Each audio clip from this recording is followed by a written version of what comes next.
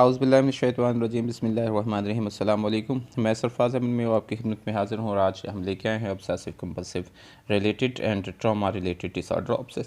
जो हमारा obsessive compulsive related disorder है, इसमें हम ऑब्सेसिव कंपल्सिव डिसऑर्डर्स के बारे में बात करते हैं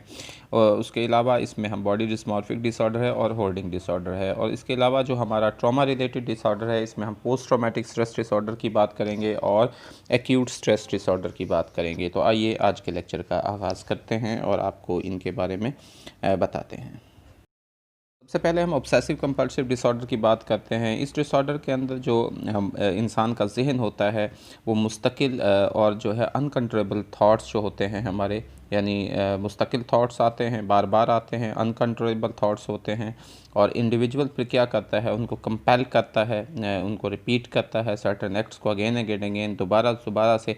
और ये जो थॉट्स होते हैं ये बेसिकली इनको इंसान जो है वो इंसानी जो हमारे रोज़मर्रा की फंक्शनिंग है, एवरीडे फंक्शनिंग है, उसको ये इंटरफेयर करते हैं, मुतासर करते हैं और एक सिग्निफिकेंट डिस्ट्रेस जो है वो पैदा करते हैं। ये जो है ऑब्सेशंस के ख़यालात का आना होता है, जो रिकरेंट थॉट्स आते हैं, इंट्रूसिव रिकरेंट थॉट्स आते हैं, इमेजेस आती हैं, इम्पल्सिस जो इंसान के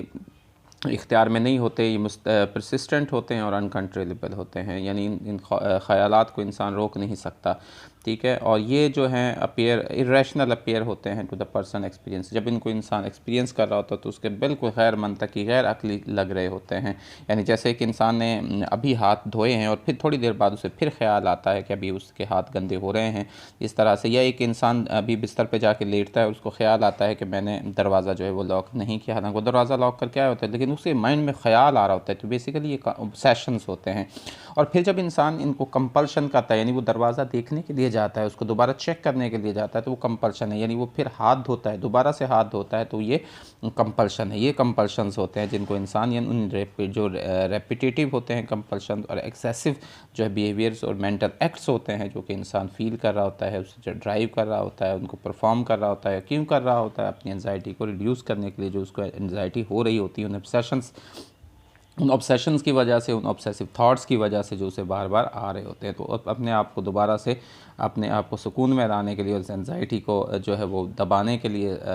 वो क्या करता है कि वो कंपल्शंस कर रहा होता है उन ऑब्सेसिव थॉट्स की। तो ये बेसिकली हमारा ऑब्सेसिव कंपल्सिव डिसऑर्डर होता है। इसके बाद हमारा सेकंड जो है वो बॉडी डिस्मॉर्फिक डिसऑर्डर है। ये ऐसा डिसऑर्डर है जिसमें एक इंसान जो है अपने जो अपीयरेंस है उसमें डिफेक्ट को एग्जेजरेट करता है, बढ़ा चढ़ा के पेश करता है। बार बार उसको ख्यालात आते हैं, उसके अंदर ऑब्सेशंस आते हैं कि उसका तो ये हो गया, वो हो गया, चेहरा ख़राब हो गया, चेहरे पे बाल हैं, रिंकल्स आ गए हैं, एक्सेस फेशियल और बॉडी हेयर्स हो गए हैं। इस तरह से उसको जो है उसके प्री ऑक्यूपेशंस आती हैं और उसके ऑब्सेशंस आते हैं, ऑब्सेसिव जो है वो थॉट्स उसके अंदर पैदा होते हैं अपनी बॉडी अपीयरेंस के हवाले से कि उसमें कुछ डिफेक्ट्स है, उसमें कुछ प्रॉब्लम्स हैं। इसी तरह होल्डिंग डिसऑर्डर हमारा तीसरा जो ऑब्सेसिव कंपल्सिव रिलेटेड डिसऑर्डर्स में आ जाता है। होल्डिंग डिसऑर्डर है, होल्ड करना होता है, चीज़ों को संभालना का वो सारा। तो ये डिसऑर्डर, इसमें पर्सन जो है वो उसको कंपल्सिव नीड होती है ऑब्जेक्ट्स को एक्वायर करने की और एक्सट्रीम डिफ़िकल्टी होती है उनको फिर डिस्पोज करने की उन ऑब्जेक्ट्स को। यानी एक तो उसके अंदर जो है वो कंपल्सिव नीड्स होती है, वो बाहर जाता है, वो चीज़ों को इकट्ठा करता है, उसको जमा करता है और अपने पास संभाल के रखता है। चाहे उसमें जो है वो बोटल्स हो गई, बोटल कैप्स हो गए या रैपर्स हो गए या कोई भी चीज़ें इस तरह की हो सकती हैं, जब वो चीज़ें जो कि यूज़लेस होती हैं, जो बेकार होती हैं, जब कभी उनको डिस्कार्ड किया जाता है, डिस्पोज किया जाता है, तो फिर उसको प्रॉब्लम होती है, उसकी वजह से जो है वो उसके अंदर जो है वो एंजाइटी पैदा होती है। तो ये इस तरह से जो है कंडीशंस होती हैं, उसके अंदर ऑब्सेशंस आते हैं उन चीज़ों को जमा करने के हवाले से। ठीक है, ऑब्सेशंस आते हैं, फिर वो उनकी कंपल्शन कर रहा होता है। यानी होल्डिंग डिसऑर्डर के अंदर ये चीज़ें उस चीज़ों को संभालने के हवाले से बेसिकली ये है, पर्सन जो है उसके अंदर कंपल्सिव नीड होती है बेसिकली उन चीज़ों को एक्वायर करने की। तो ये हमारा होल्डिंग डिसऑर्डर हो जाता है। जी, पोस्ट ट्रॉमेटिक स्ट्रेस डिसऑर्डर है। पोस्ट ट्रॉमेटिक, पोस्ट बाद के वाले चीज़ को कहते हैं ट्रॉमा, जो है वो सदमा को, और उसकी वजह से जो सदमे के बाद में, यानी कम अज़ कम 1 महीने के बाद जो है वो अरसे में सदमे के बाद अगर जो है इस तरह की कंडीशंस इंसान के अंदर पैदा हो सकती है कि वो जो स्ट्रेसफुल इवेंट्स उसकी लाइफ में हुए होते हैं, या कोई मिलिट्री कम्बैट है, जंग है, आवार है, रैप है, या कोई नेचुरल डिज़ास्टर हुआ है वो, उसके बाद उसको आफ्टर मैथ जो है इंट्रूसिव री एक्सपीरियंस करता है उस ट्रॉमा को। इसमें जो है वो रिस्पॉन्सिवनेस आउटसाइड वर्ल्ड के बारे में उसमें नमिंग आ जाती है, इंसान जो है वो एक्सट्रेंजमेंट फ्रॉम अदर्स हो जाता है, उसके अंदर इजीली वो स्टार्टर्ड हो जाता है, नाइटमेयर्स आते हैं, उसको फ्लैशबैक्स आते हैं, उनके ड्रीम्स में वो चीज़ें आती हैं, डिस्टर्ब उसकी स्लीप डिस्टर्ब हो जाती है। और इंसान जो है इसमें एक्सपोज कर रहा होता है डेथ और थ्रेटन डेथ, एक्चुअल और थ्रेटन जो है वो सीरियस इंजरी को जो है उसमें इंसान जो है एक्सपोज कर रहा होता है, एक्चुअल और थ्रेटन सेक्सुअल वायलेशंस को इन वन और more of the following veg, यानी किस तरीके से एक तो जो है इवेंट को पर्सनली वो एक्सपीरियंस कर रहा होता है, या फिर उसने कभी उस इवेंट को पर्सनली एक्सपीरियंस किया, या वो उसको विटनेस कहा रहा वो, या उसने जो है उसको लर्न किया वायलेंट को और एक्सीडेंटल डेथ को और थ्रेट ऑफ डेथ को अकर जो कि उसके क्लोज अदर्स जो है वो किसी के साथ भी हुई, या उसको एक्सपीरियंसिंग इसकी जो है वो रेपिटेटेड होती है, एक्सट्रीम एक्सपोजर होता है उसको aversive details of the events, उस इवेंट्स के बारे में। यानी ये किसी भी तरीके से या तो उसने कभी पर्सनल उस सदमे को उस ट्रॉमा को फील किया, या फिर उसके किसी क्लोज फ्रेंड्स के साथ ये उसने कभी उसको बताया, उसके साथ किसी के साथ ये वाक़या हुआ इस तरह का, या कभी उसने जो है वो किसी का विटनेस रहा, उसने देखा वो वाक़या होता हुआ, तो उस हवाले से फिर वो उसके बाद में उसकी प्रॉब्लम्स आती हैं, लाइफ में डिस्टर्बेंसेस होती हैं, वो नाइटमेयर्स की सूरत में आता है, उसको ड्रीम्स की सूरत में आता है, उसको स्लीप डिस्टर्ब करता है या उस तरह से। और इसमें बहुत सारी जो है वो सिम्टम्स उसको फेस करनी पड़ जाती हैं, जो हम आगे एक्यूट ट्रॉमेटिक स्ट्रेस डिसऑर्डर और एक्यूट स्ट्रेस डिसऑर्डर में पढ़ेंगे। और ये सिम्टम जो हैं वो बिगिनस होती हैं और उस पर शदीद हो जाती हैं आफ्टर द ट्रामा एंड और कंटिन्यू रहती हैं एटलीस्ट 1 मंथ, कम अज़ कम 1 महीना इनका जो है वो ड्यूरेशन है। तो इसको हम पोस्ट ट्रॉमेटिक स्ट्रेस डिसऑर्डर की कैटेगरी में रखते हैं। इसके बाद एक्यूट स्ट्रेस डिसऑर्डर है एक शॉर्ट लिव्ड एंजाइटी रिएक्शन। ये एक शॉर्ट लिव्ड होता है जी ट्रॉमेटिक इवेंट्स के हवाले से, और ये अगर यानी एक महीने से अगर ये ज़्यादा हो जाता है तो फिर हम इसको डायग्नोज करते हैं पोस्ट ट्रॉमेटिक स्ट्रेस डिसऑर्डर। इसमें जो पर्सन है वो एक्सपोज करता है वही जो पीछे हमने कि वो थ्रेट एंड डेथ एक्सपोज कर रहा होता है, डेथ को या थ्रेट एंड डेथ, यानी मौत को या मौत के ख़तरे को, एक्चुअल को या threat and self serious injury को, एक्चुअल या थ्रेट एंड जो है हमारे सेक्सुअल वायलेशंस को। और वही कि वो पर्सनली उनको उसने कभी फील वो उसका विटनेस रहा, उसने लर्न किया, कभी भी कोई एक्सीडेंटल डेथ और threatens of the death occurred जो कि किसी क्लोज फ्रेंड के साथ हुई, क्लोज अदर के साथ हुई, और इसको बार बार वो एक्सपोजर को जो है वो रिपीट करता है, एक्सपीरियंस करता है वो सारी। इसमें वो रिकरेंट, इसमें 8 सिम्टम्स वो बेसिकली इसको जो डायग्नोस्टिक क्राइटेरिया है एक्यूट स्ट्रेस डिसऑर्डर का, उसमें कम अज़ कम ये जो मैंने आपके सामने सिम्टम्स थी इनमें से कोई कम अज़ कम 8 सिम्टम, और ज़्यादा भी हैं मैंने कम लिखी हैं जो शॉर्ट थी, कि अगर स्लीप डिस्टर्ब होती है, हाइपर विजिलेंस होती है, एग्रेसिव बिहेवियर होता है, एक्सेजरेटेड रिस्पॉन्स होता है, अवॉइड करता है एक्सटर्नल रिमाइंडर्स को, इंटरनल रिमाइंडर्स को, रिमेंबर करने का इनेबिलिटी होती है, उसकी जो इम्पोर्टेंट एस्पेक्ट्स होते हैं उसके ट्रॉमेटिक इवेंट्स को, और उसके बाद उसके जो है रिकरेंट डिस्ट्रेसिंग ड्रीम्स जो हैं वो रिलेटेड होते हैं ट्रॉमेटिक इवेंट्स के हवाले से, वो रिकरेंट और इनवॉलेंट्री और इंट्रूसिव डिस्ट्रेसिंग उसकी मेमोरीज़ जो होती हैं उस ट्रॉमेटिक इवेंट्स के हवाले से। अगर इस तरह से उसको फील होता है, और ये चीज़ें जो एटलीस्ट इनमें से 8 ऑफ द फॉलोइंग सिम्टम जो है वो बिगिन होती हैं और जो है वर्स्ट हो जाती है सिंस द ट्रॉमा से लेकर और एटलीस्ट 3 to 31 डेज़ तक, तो फिर उसको हम एक्यूट स्ट्रेस डिसऑर्डर कहते हैं। यही सिम्टम्स अगर 1 महीने से ज़्यादा बढ़ जाती हैं, प्रोलॉन्ग कर जाती हैं, तो फिर वो उसका पोस्ट ट्रॉमेटिक स्ट्रेस डिसऑर्डर बन जाता है। तो ये था आपका एक्यूट स्ट्रेस डिसऑर्डर और पोस्ट ट्रॉमेटिक स्ट्रेस डिसऑर्डर, जिसको हम ट्रॉमा रिलेटेड डिसऑर्डर्स की कैटेगरी में रखते हैं। तो कभी भी क्वेश्चन आ जाए तो आपने ये 2 हमारे जो डिसऑर्डर्स हैं DSM-5 के मुताबिक वो ट्रॉमा रिलेटेड डिसऑर्डर्स हैं, पोस्ट ट्रॉमेटिक स्ट्रेस डिसऑर्डर और एक्यूट स्ट्रेस डिसऑर्डर, इसको याद रखिएगा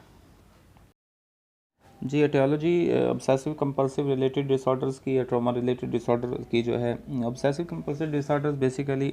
मॉडरेटली हम उनको हेरिटेबल कहा जाता है। जब हम उनको बिहेवियरली देखते हैं तो जो कंपल्शंस होते हैं उनको कंसीडर किया जाता है कि अवॉइडेंस रिस्पॉन्स होते हैं, क्योंकि ये रीइंफोर्स्ड जो है हैं बिकॉज ये हमें जो है वो एक रिलीफ प्रोवाइड कर रहे होते हैं एंजाइटी से। और जो कंपल्शंस होते हैं वो रिपीटेड होते हैं in part because the person जो है उसको डाउट होता है अपनी मेमोरी के बारे में, तो अपनी मेमोरी को चेक कर रहा होता है, इसलिए वो कंपल्शंस कर रहा होता है। तो ऑब्सेशन जो है वो इनको में इंटेंसिफाइड होते हैं क्योंकि इसमें जो है अटैम्प्ट्स की जाती हैं अपने अनवांटेड थॉट्स को सप्रेस करने के लिए, इस पार्ट में जो है people with obsessive compulsive disorder महसूस ये होता है कि वो फील कर रहे होते हैं कि जो थिंकिंग है किसी चीज़ के बारे में is as bad as doing it, यानी इतनी ही बुरी है जितनी उसको करना होता है, तो इसलिए वो ये उनके अंदर वो ऑब्सेशंस आ रही होती हैं चीज़ों को। रिसर्चेस और जो थेरीज़ हैं जो इनकी कॉजेज़ के हवाले से स्पेसिफ़िक जो पोस्ट ट्रॉमेटिक स्ट्रेस डिसऑर्डर हैं वो फोकस करती हैं कि जो रिस्क फैक्टर्स हैं, जैसे कि अगर हिप्पोकैम्पल वॉल्यूम जो है वो स्मॉल है तो जो सीवियरिटी और नेचर है ट्रॉमेटिक इवेंट्स की, डिसोसिएशंस की और अदर फैक्टर्स की, वो इन्फ्लुएंस करती है ability to cope with stress, कि हम स्ट्रेस से कितना बचते हैं। जैसे कि सोशल सपोर्ट है और इंटेलिजेंस है, ये उसमें ज़्यादा अहम किरदार अदा करती है। तो ये aetiology of obsessive compulsive related disorder and trauma related disorders. अब हम इनकी ट्रीटमेंट के हवाले से बात करते हैं, तो जो इसके लिए सबसे जो इम्पोर्टेंट जो therapy obsessive compulsive related disorders के हवाले से होती है उसमें एक्सपोजर एंड रिस्पांस प्रिवेंशन इसको कहा जाता है, ERP। इसमें जो शख्स होता है जिसको OCD होता है उसको प्रिवेंट किया जाता है, इंगेज किया जाता है कंपल्सिव जो रिचुअल एक्टिविटीज़ होती हैं और उसके बरक्स उसको जो है वो फेस करवाया जाता है। Anxiety provoked by the stimulus, यानी लीडिंग इवेंचुअली टू एक्सटेंशन, और आहिस्ता आहिस्ता फिर उसकी एक्सटेंशन हो जाती है उस कंडीशन रिस्पॉन्स के साथ, यानी उसको जो है हम लर्निंग बेसिकली इसमें करवाई जाती है, इसको एसोसिएशन करवाई जाती है जो कि ऑब्सेसिव कंपल्सिव डिसऑर्डर्स का पेशेंट होता है या उस जो प्रॉब्लम्स उसको होती है।